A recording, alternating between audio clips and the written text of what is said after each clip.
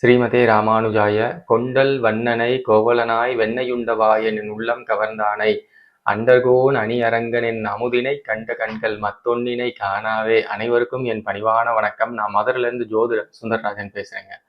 செவ்வாயும் உயர்கல்வியும் அப்படிங்கிற ஒரு தலைப்படுத்தி இன்னைக்கு பார்க்க போகிறோம். என்ன சார் செவ்வாயும் உயர்கல்வியும் அப்படின்னா, இப்போ இருக்கக்கூடிய கால சூழல்ல நிறைய மாணவர்கள் +2 படிச்சுட்டு அதுக்கடுத்து என்ன படிக்கலாம் அப்படிங்கிறதுல நிறைய ஒரு ஆப்ஷன்ஸ் நிறையா இருக்குது. அதே நேரத்தில் கன்ஃபியூஷனும் நிறையா இருக்குது. சார் எனக்கு சிவில் நல்லா பிடிக்கும் சார். எனக்கு மெக்கானிக்கல் நிறையா பிடிக்கும் சார். ஆனால் எங்கள் வீட்டில் கம்ப்யூட்டர் சயின்ஸ் எடுத்து படிக்க சொல்கிறாங்க சார். எனக்கு இது செட் ஆகுமா? என்னன்னா என்னோட இன்ட்ரெஸ்ட் அப்படிங்கிறது வேற ஒரு ஃபீல்டில் இருக்குது. பட் ஆனால் வீட்டில் ப்ரெஷர் அப்படிங்கிறது வேற ஒரு ஃபீல்டில் படிக்க சொல்கிறாங்க.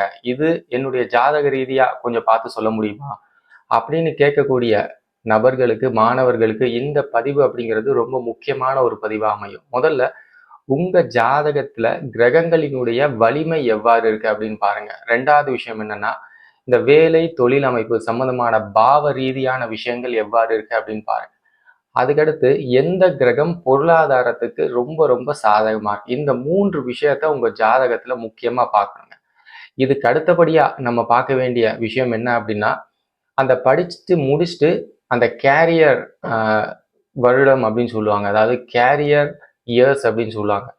அந்த காலகட்டத்தில் எந்த கிரகத்தினுடைய தசாபுத்தி நடக்க போகுது அதை நிச்சயமா நம்ம பார்க்கணும். இப்போ முதல்ல உங்களுடைய ஜாதகத்துல செவ்வாய் அப்படிங்கிற அந்த கிரகம் ரொம்ப ரொம்ப நல்லா இருக்குன்னு வச்சுக்கிறேங்க. சார் நல்லா இருக்குன்னா என்ன சார் அப்படின்னா, செவ்வாய் அப்படிங்கிறது பொருளாதார ரீதியான பாவங்களுக்கு ரொம்ப ரொம்ப சப்போர்ட் பண்ணுது. உதாரணத்துக்கு செவ்வாய் 2, 4, 6, 10 இந்த பாவங்களினுடைய இயக்கத்துல செவ்வாய் வந்திருக்கு. அதாவது செவ்வாய் இயக்கக்கூடிய பாவங்கள் அப்படிங்கிறது 2, 4,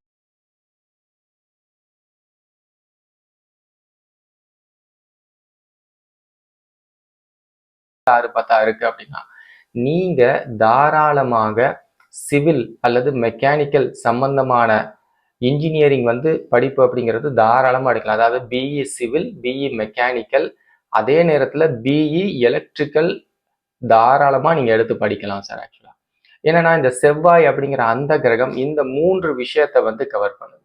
சிவில், மெக்கானிக்கல், அதுக்கடுத்து எலக்ட்ரிக்கல், இந்த 3 விஷயத்த கவர் பண்ணுது. இது ஒரு வகையில உங்களுக்கு சாதகமா இருந்தாலும் உங்களுடைய 6ஆம் பாவமும் 10ஆம் பாவத்தினுடைய வலிமை எவ்வாறு இருக்கு அப்படின்னு பார்க்கணும்.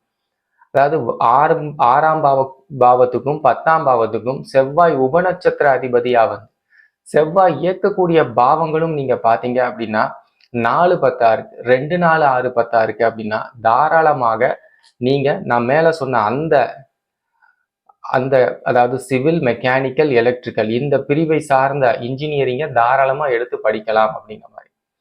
ஏன் சார் சொல்றீங்க அப்படின்னா, சார் இப்போ ஒரு நேரத்துல நீங்க கம்ப்யூட்டர் சயின்ஸ் எடுத்து படிக்கிறீங்கன்னு வச்சுக்கோங்க. ஆனா அதே நேரத்துல உங்களுடைய 6ஆம் பாவமும் 10ஆம் பாவமும் செவ்வாய் சம்பந்தப்படுது அப்படின்னா இந்த கம்ப்யூட்டர் துறை அப்படிங்கிறது ஒயிட் காலர் ஜாப் அப்படின்னு சொல்லுவாங்க. அதாவது ரொம்ப சாஃப்டா மூளையை வச்சு யூஸ் பண்ணக்கூடிய வேலை அப்படிங்கிறது தான் கம்ப்யூட்டர் சயின்ஸ் அப்படிங்கிறது. இந்த செவ்வாய் அப்படிங்கிறது தன்னுடைய வலிமையை வச்சு செயல்படுத்தக்கூடிய ஃபீல்டு ஒர்க் அப்படின்னு சொல்லுவாங்க.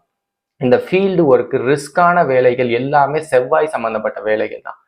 இன்னும் சொல்லணும் அப்படின்னா இந்த போலீஸ் துறை, இராணுவத்துறை, மிலிட்ரி எல்லாமே பார்த்தீங்க, ஃபயர் துறை எல்லாமே செவ்வாய் சம்பந்தப்பட்ட வேலை தான். அப்ப உங்க ஜாதகத்துல புதன் ரொம்ப ரொம்ப வீக்கா இருக்கு. புதன் 1, 5, 9க்கு உபநட்சத்திர அதிபதியா வருது. அதே நேரத்துல புதன் இயக்கக்கூடிய பாவங்களும் பாத்தீங்கன்னா 5, 9 இருக்கு அப்படின்னா இந்த நேரத்துல நீங்க கம்ப்யூட்டர் சயின்ஸ் அல்லது ஐடி துறை எடுத்து இன்ஜினியரிங் படிச்சுட்டு அதன் ரீதியா நீங்க வேலை தேறீங்க அப்படின்னா அது உங்களுக்கு அந்த அளவுக்கு ஒரு திருப்திகரமா அமையாது. முதல்ல அது ரிலேட்டடாக உங்களால டெவலப்மெண்ட்டே ஆக முடியாது.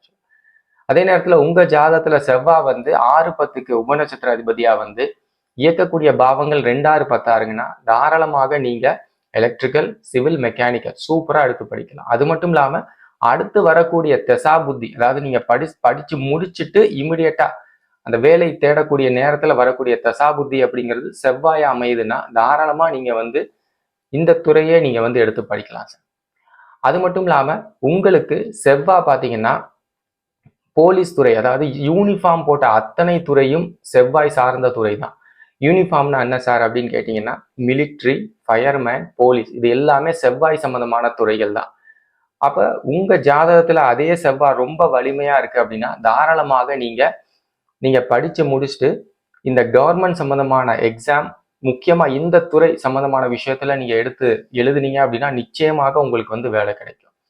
அதே நேரத்துல செவ்வாய் அப்படிங்கிறது அறுவை சிகிச்சை மருத்துவர் அப்படின்னு சொல்லுவாங்க. மருத்துவத்துக்கும் செவ்வாய் தான் காரகம். மருத்துவம் அப்படிங்கிறது சூரியன் தான் காரகம். அது சப்போர்ட் பண்ணக்கூடிய கிரகங்கள் அப்படிங்கிறது செவ்வாய் அப்படிங்கிறது நம்ம எடுக்கலாம். செவ்வாய் அப்படிங்கிறது ஆயுதம் அப்படின்னு அர்த்தம்.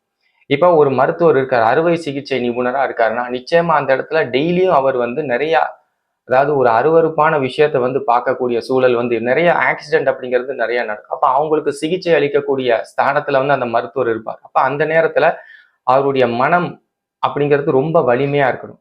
அப்ப செவ்வாய் அப்படிங்கிறது மிக மிக வலிமையான ஒரு கிரகம். கத்தி சொல்றாங்க இல்லையா, இப்போ ஒரு ஆப்ரேஷன் பண்ணணும்னா அந்த சதைய அறுக்கிறது அப்படின்னு சொல்லுவாங்க இல்லையா, அது எல்லாமே செவ்வாயினுடைய அமைப்பு தான். அப்ப செவ்வாய் லக்னத்திலேயே உங்களுக்கு செவ்வாய் வந்து திரும்பவும் அதுதான் 2-6-10 இருந்து செவ்வாய் சூரியனோட சாரத்துல இருந்துச்சு அப்படின்னா தாராளமாக நீங்க மருத்துவம் சம்பந்தமான துறை எடுத்து தாராளமா படிக்கலாம்.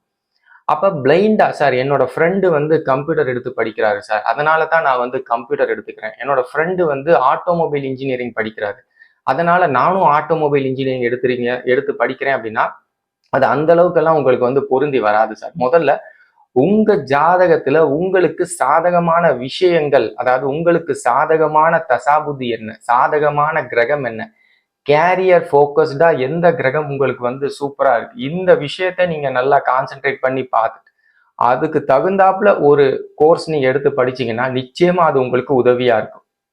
அப்ப சார் அடுத்த கேள்வி சொல்லுவாங்க, சார் எனக்கு செவ்வாய் வந்து 10ஆம் இடத்துல வந்து செவ்வாய் இருக்கு சார், அப்படின்னா நான் வந்து சிவில் எடுத்து படிக்கலாமா அப்படின்னா நான் இந்த இடத்துல செவ்வாய் அமர்ந்த இடம் அப்படிங்கிறது நான் சொல்லவே கிடையாது. நான் என்ன சொல்றேன் அப்படின்னா கேபி உயர்கணித சார ஜோதிட முறையில ஒரு கிரகம் நின்ற நட்சத்திரம் உபநட்சத்திர ரீதியாக எந்த பாவங்களை இயக்குதோ அதுதான் வலிமையான பாவம், அதுதான் வலிமையான கிரகம் அப்படின்னு அர்த்தம்.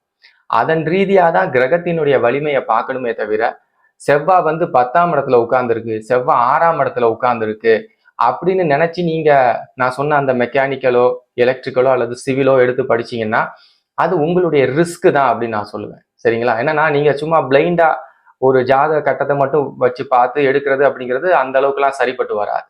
ஏன்னா ஒவ்வொரு ஜாதகம் அப்படிங்கிறது தனித்துவம் வாய்ந்தது அப்படிங்கிறது என்னுடைய யூடியூப் பதிவுல ஆழமா ஆணித்தனமா நான் நிறைய இடத்துல நான் சொல்லிக்கிட்டு இருக்கேன். அதுக்குண்டான ப்ரூஃப் அப்படிங்கிறது நிறைய ஆய்வு ஜாதகங்களை போட்டு நான் சொல்லிக்கிட்டு இருக்கேன், விளக்கிக்கிட்டு இருக்கேன்.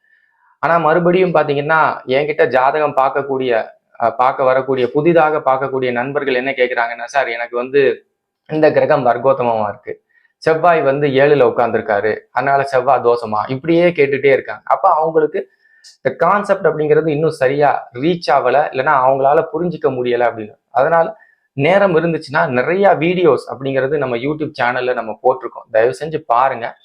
ஏன் அப்படின்னா சார் இது வந்து இப்போ நீங்க எடுக்கக்கூடிய ஒவ்வொரு டெசிஷன் அப்படிங்கிறது உங்களுடைய வாழ்க்கை சம்பந்தமான டெசிஷன். ஒரு கேரியர் அப்படிங்கிறது உங்களுடைய லாங் டேர்ம் வாழ்க்கை, ஒரு திருமணம் அப்படிங்கிறது உங்களுடைய லாங் டேர்ம் ஆக்ஷன். இதெல்லாம் வந்து ரொம்ப முக்கியமான ஒரு அமைப்பு. அந்த நேரத்துல சும்மா வந்து இந்த கிரகம் இந்த இடத்துல உட்கார்ந்துருக்கு, அந்த கிரகம் அந்த இடத்துல உட்கார்ந்துருக்கு பார்த்து எடுத்தீங்கன்னா அது ரிஸ்க் தான் சார். அதனால தெளிவா வந்து ஒரு முடிவெடுங்க. அதே மாதிரி உங்களுக்கு என்கிட்ட ஜாதகம் பார்க்கணும், திருமண பொருத்தம், கேரியர் கைடன்ஸ் வேணும் அப்படின்னா உங்க ஜாதகத்துல கிரகங்களினுடைய வலிமை எவ்வாறு இருக்குன்னு தெரிஞ்சுக்கணும் அப்படின்னா டிஸ்கிரிப்ஷன்ல என்னுடைய வாட்ஸ்அப் நம்பர் இருக்கு, தொடர்பு கொள்ளுங்க, தொடர்ந்து பேசலாம். நன்றி, வணக்கம், வாழ்க வளமுடன். ஸ்ரீமதே ராமானுஜாய.